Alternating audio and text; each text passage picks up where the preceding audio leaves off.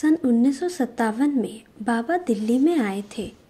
उस समय मुझे पहचान नहीं थी कि बाबा कौन है। सत्संग के नाम से मेरी मौसी और कॉलेज की सहेली ने निमंत्रण दिया था। बाबा दिल्ली होकर शायद पंजाब टूर पर जा रहे थे। सितंबर महीने की शाम का समय था।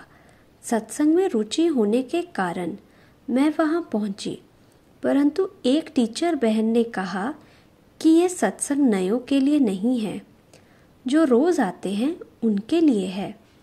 मैंने उनसे कहा, मैं तो बचपन से ही सत्संग करती आई हूँ, मैं समझ जाऊंगी। फिर भी वो मानी नहीं। हमारे साथ जो मेरी सहेली थी उसने कहा कि कोई बात नहीं बहन जी, इनको अगर कुछ समझ में नहीं आएगा तो हम समझा देंगे। वैसे तो इन्होंने कुछ कुछ समझा है। इनकी मौसी घर में इनको ज्ञान सुनाती रहती है। फिर भी हम इनको पॉइंट क्लियर कर देंगे। सब इकट्ठे हो गए। मैं जाकर क्लास के दरवाजे के पास ही बैठ गई, ताकि समझ में यदि ना आए और बहन जी कहे कि तुम चली जाओ तो मैं सहज ही बाहर जा सकूं। मैं वहाँ आंखें बंद करके लौकिक रीति से ध्यान में बैठ गई।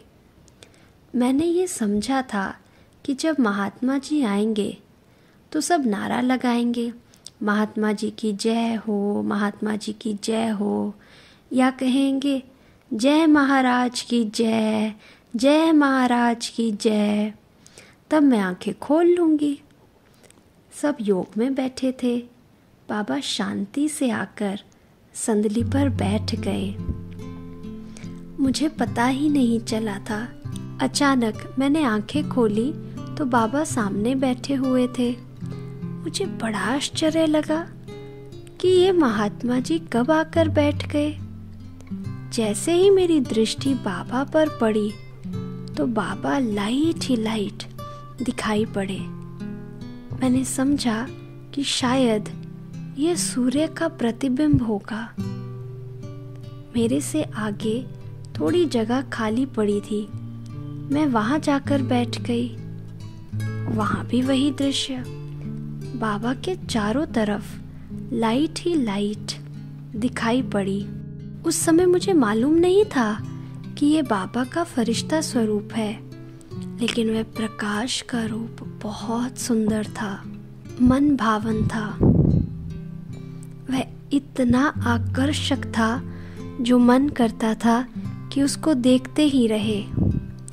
मुझे ऐसा लगने लगा कि कहीं मैं स्वप्न तो नहीं देख रही हूँ। फिर मैंने अपने हाथ को चुटकी काट करके देखा तो पाया मैं जागृत अवस्था में थी। उस समय प्रश्न भी उठ रहे थे और आनंद भी आ रहा था। मैंने आंखें बंद कर ली।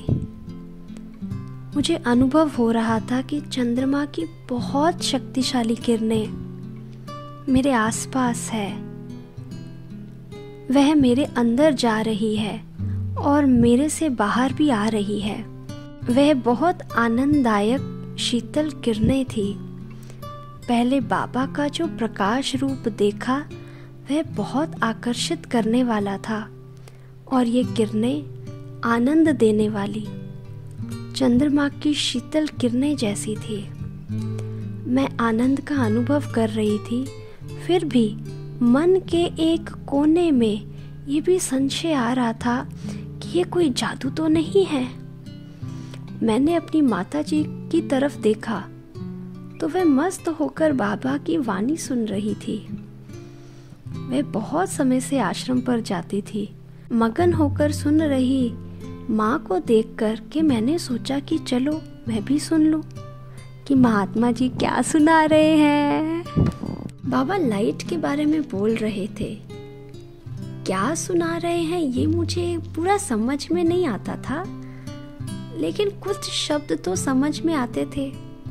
फिर मैं सोचने लगी कि अजीब बात है, ये महात्मा जी बोलते भी लाइट है और इनकी बॉडी भी लाइट है, शायद खाते भी लाइट होंगे। ये पैदा ही शायद ऐसे हुए होंगे। इस प्रकार मन में प्रश्न का एक प्रवाह ही चल रहा था। बाबा की मुरली से मुझे कुछ समझ में नहीं आया सिवाय लाइट शब्द के। जब बाबा की मुरली पूरी हुई तो सब उठे। वे उठे थे शायद बाबा से टोली लेने के लिए, लेकिन मैं समझी सत्संग पूरा हो गया तो मैं बाहर निकल गई। घर जाते समय रास्ते में मैंने माँ को अपना अनुभव सुनाया। उन्हें आश्चर्य हुआ और कहा कि मुझे तो कोई लाइट नहीं दिखाई पड़ी, ये तो अच्छा है। फिर माँ ने अपना अनुभव सुनाया कि ये ज्ञान बहुत सुंदर है। मुझे सब सवालों के जवाब मिल गए, सब समस्याओं का हल मिल गया। ये बहुत श्रेष्ठ ज्ञान है। गीता का ज्ञान मुझे स्पष्ट हो गया। मेरे मन में जितने भी संशय थे उन सब का निवारण हो गया। यही सच्चा ज्ञान है। अब देखिए, हम दोनों एक स्थान पर बैठे थे और एक को ही देख रहे थे और एक से ही सुन रहे थे, परंतु उनकी थी ज्ञान की अनुभूति और मेरी थी लाइट की अनुभूति। फिर भी मेरे मन में ये प्रश्न रह गया कि बाबा में इतनी लाइट कहाँ से आ गई। अगले दिन कॉलेज में मैंने अपनी सहेली से कहा कि मुझे ऐसा ऐसा अनुभव हुआ। उसने कहा, तुम बहुत सेंसिटिव होंगी, तुमने वाइब्रेशन कैच किए होंगे। क्या तुमको पता है कि उस शरीर में भगवान आते हैं? उस समय भगवान प्रवेश कर ज्ञान सुना रहे थे। मैंने कहा, भगवान आते हैं तो उस समय कोई बिजली तो चमकी नहीं, कोई गजगोर हुआ नहीं, कोई आकाशवाणी तो हुई नहीं। उसने कहा कि अगर भगवान बिजली चमकाकर वाणी सुनाएगा तो वह किसी को सुनाई पड़ेगी। हम बच्चों को समझाने के लिए भगवान हमारी भाषा में बात करते हैं। उस समय उसकी बातें मेरी समझ में नहीं आई। ये प्रश्न तो दिमाग में रह गया कि सर्वशक्तिवान भगवान उस शरीर में इतने साधारण रूप से कैसे आते हैं।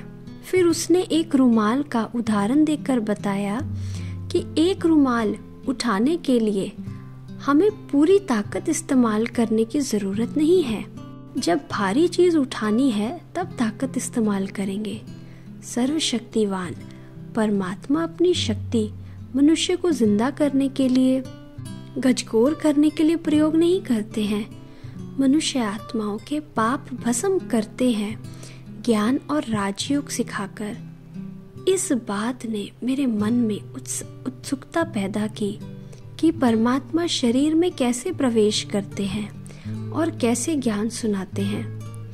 अगले दिन मैं कॉलेज से सीधा राजौरी गार्डन सेंटर पर गई। पढ़ते पढ़ते मुझे मुरली अच्छी समझ में आने लगी। उस समय मुझे एक किताब मिली थी, मनुष्य मत और ईश्वरीय मत में अंतर। उसमें लाल अक्षरों में लिखा हुआ था कि ईश्वर क्या कहते हैं और काले अक्षर या नीले अक्षरों में छपा हुआ था कि मनुष्य क्या कहते हैं।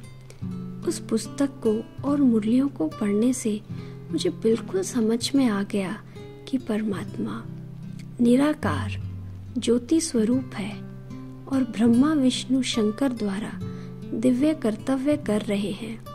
इस प्रकार रोज कॉलेज से दोपहर के समय सेंटर पर आकर मुरली का अध्ययन करती थी और नोट्स तैयार करके ले जाती थी। घर में आकर शाम को उन नोट्स को पढ़ती थी।